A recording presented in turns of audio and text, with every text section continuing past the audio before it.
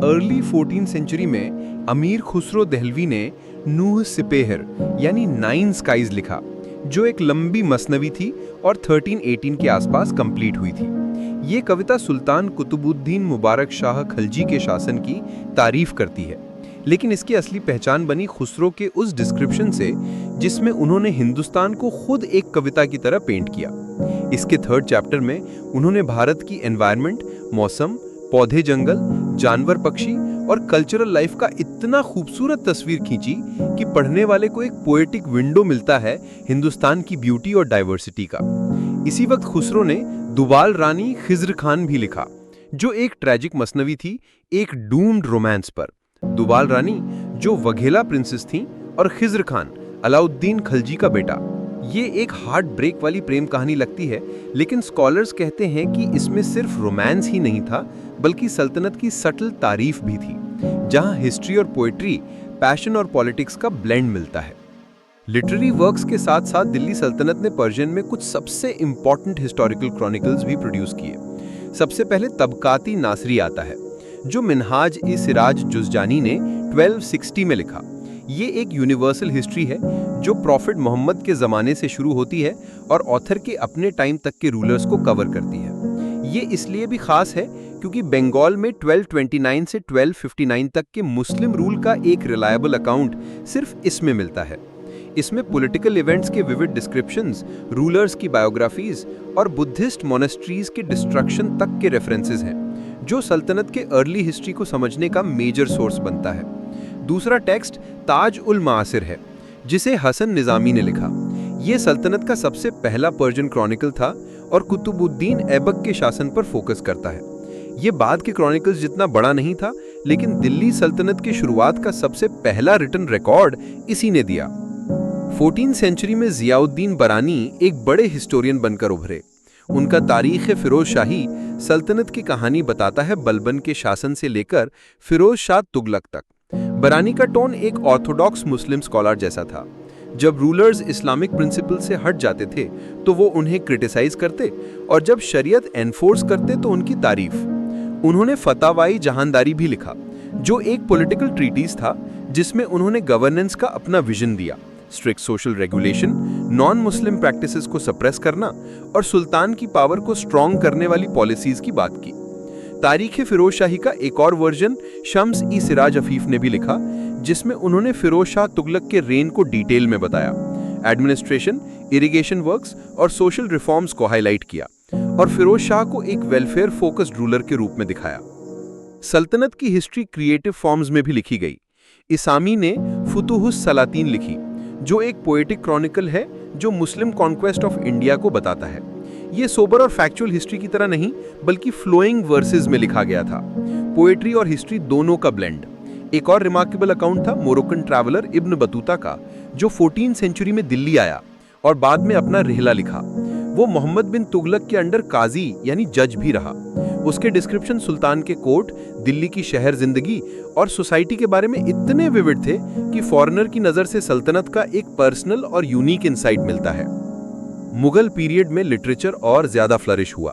16th century में बाबर ने बाबरनामा लिखा, जो टर्किश में उनका ऑटोबायोग्राफी था, बाद में पर्शियन में ट्रांसलेट हुआ। इसमें पॉलिटिक्स, सोसाइटी, फ्लोरा फौना और उनके पर्सनल रिफ्लेक्शंस मिले, जिससे हमें बाबर के रेन के फर्स्ट हैंड इनसाइट्स मिलते हैं। हुमायूं नामा बाबर की बेटी गुलबदन बेगम ने पर्शियन में लिखा था, जो हुमायूं की बायोग्राफी है। ये यूनिक इसलिए है क्योंकि एक औरत के नजरिए से लिखा गया था, जो मुगल हरेम के अंदर से early Mughal politics, domestic life और पर्सनालिटीज को दिखाता है। अकबरनामा अबुल फजल ने 1590s में लिखा और ये अकबर का ऑफिशियल हिस्ट्री है। ये 3 वॉल्यूम्स में डिवाइड है। पहला लीनिएज पर, दूसरा उसके रेन 1602 तक और तीसरा आईन अकबरी। ये वॉर्स, एडमिनिस्ट्रेशन, रिलीजियस पॉलिसी और आर्ट सब कवर करता है और अकबर के टाइम का सबसे अथॉरिटेटिव क्रॉनिकल है। आईन अकबरी एक तरह का गैजेटियर है, जिसमें अकबर का revenue system, military, court, art, literature और रिलीजन्स की डिटेल्स मिलते हैं। इसमें फूड, फेस्टिवल्स और फ्लोरा फौना तक की डिटेल्स हैं, जो मुगल इकोनॉमी और सोसाइटी का की सोर्स बनता है। तबकाती अकबरी निजामुद्दीन अहमद ने 1590s में लिखा, जिसमें इंडिया का जनरल हिस्ट्री 1593 तक दिया गया था। ये अबुल फजल जैसा ऑर्नेट नहीं था, लेकिन काफी रिलायबल डिटेल्स देता है। 17वीं सेंचुरी के स्टार्ट में मुतमिद खान ने इकबाल नामाई जहांगीरी लिखा, जो जहांगीर का ऑफिशियल क्रॉनिकल था, लेकिन बाद में जहांगीर की खुद की मेमोयर्स तुजु की जहांगीरी ने इसे ओवरशैडो कर दिया। फिर भी ये पॉलिटिकल और कोर्ट हिस्ट्री के लिए वैल्यूएबल है। शाहजहां के रेन का पादशाहनामा अब्दुल हमीद लाहौरी ने अकबरनामा से इंस्पायर्ड था और आर्किटेक्चर, कैंपेन्स, कोर्ट लाइफ और दिल्ली आगरा के डिटेल्ड डिस्क्रिप्शंस देता है।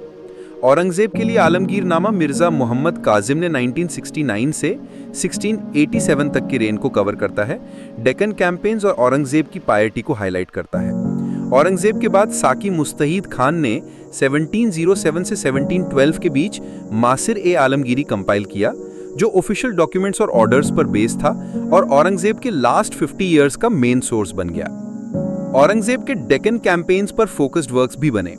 हिंदू राइटर ईश्वरदास नागर ने फुतुहाते आलमगीरी लिखा, जो मुगल वॉर्स स्पेशली डेक्कन पर एक नॉन मुस्लिम पर्सपेक्टिव देता है। भीमसेन सक्सेना, जो औरंगजेब की आर्मी में एक हिंदू सोल्जर था, उसने नुस्खा ए दिलकुशा लिखा, एक मेमोयर जिसमें मिलिट्री डिटेल्स और पर्सनल एक्सपीरियंसेस दिए गए। इसे तारीख ए दिलकुशा भी कहा जाता है। कंपैरेटिव और ट्रांसलेशन वर्क्स भी आए। दारा शिकोह ने 1650s में मजमा उल बहरेन लिखा, यानी मीटिंग ऑफ टू ओशंस, जो हिंदुइज्म और इस्लाम का कंपैरेटिव स्टडी था, मेनली उपनिषद्स और सूफी फिलॉसफी पर। यह मुगल सिंक्रेटिज्म का एक सिंबल है। हुसैन वाइस काशिफी ने अनवारे सुहेली 16th सेंचुरी में लिखी, जो पंचतंत्र का पर्शियन अडेप्टेशन था, जो मुगल कोर्ट में पॉपुलर था और इंडो पर्शियन एक्सचेंजेस को दिखाता है। इसी तरह योग वशिष्ठा का पर्शियन ट्रांसलेशन भी अकबर, जहांगीर और शाहजहां के रेंज में हुआ, जो इंडियन फिलॉसफी में मुगल इंटरेस्ट को दिखाता है। पर्शियन के पैरेलल हिंदी और ब्रज वर्क्स भी मुगल पेट्रनेज में डेवलप हुए।